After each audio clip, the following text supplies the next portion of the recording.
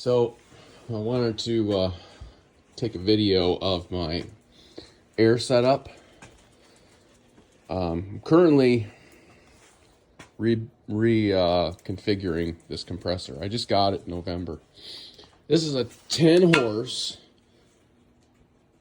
single phase motor. I don't have 3-phase power, and this draws a ton of inrush. I think 470 amps when it kicks on. So right now I'm working on installing a soft starter. That's still in process. But anyway, so this has 175 psi, 38 CFM at 100 psi. There's times when we run this and it runs continuously, so we need that output. I killed my last compressor, which was a 5-horse Quincy. I didn't kill it. I pulled it before it died. Anyway, here's how I treat my air. So it comes off the compressor, and well, it goes into the tank. Comes out of the tank through this hose into my homemade air. It's not a dryer. It's a cooler. So up there, those are actually radiant heat tubes. So they've got fins on them. So the circuit winds back and forth all through there. I think I've got, I don't know, close to 100 feet of pipe in there, 3/4 copper.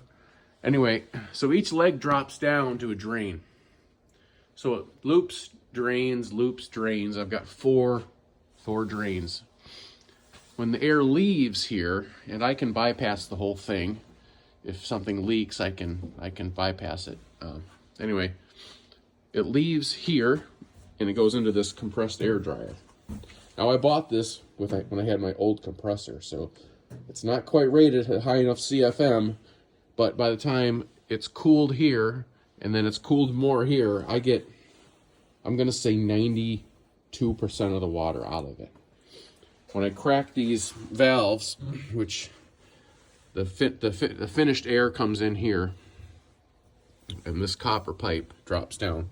And when I open this open, that's a redundancy, I get a little bit of water. Just a little. I used to get a ton.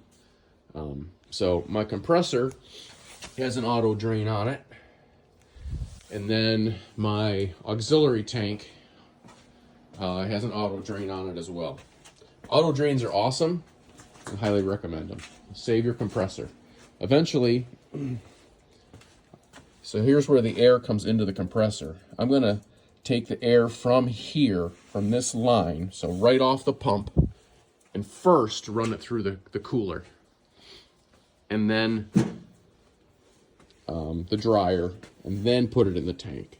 And then this tank should only have very little residual water. And that saves the tank and it makes it last a long time. So I'll go over this in more detail another time, but I hope that helps. By the way, this compressor, Emax, super quiet. You can check them out online and you'll see how quiet they are. I'm not going to turn it on right now, but highly recommend it. Well worth the money if you use a lot of air. Cool. Thanks.